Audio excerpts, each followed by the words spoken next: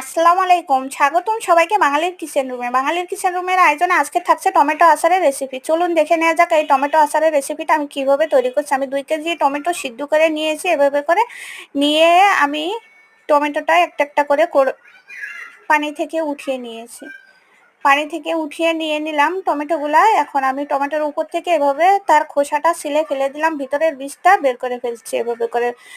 এখন আমি কিছু শুকনো মরিচ ভেজে উঠিয়ে নিলাম আর দিয়ে দিলাম 2টা শুকনো মরিচ, 2টা রসুন কুচি করে, আর 100 গ্রামের মতো সরিষার তেল, আর দিয়ে দিলাম 1 চামচ পরিমাণে লবণ, 1 চামচ পরিমাণে হলুদের গুঁড়া, 2 চামচ পরিমাণে মরিচের গুঁড়া, 2 চামচ পরিমাণে চিনি, সামান্য একটু ভিনিগার দিয়ে এর ভিতরে টমেটোগুলো দিয়ে অনবরত নাড়াচাড়া করে আচারটা আমি রেডি করে নিয়েছি। এই আচারটার রেসিপি আমার চ্যানেলে দেওয়া আছে, যারা দেখতে চান দেখে আসতে পারেন।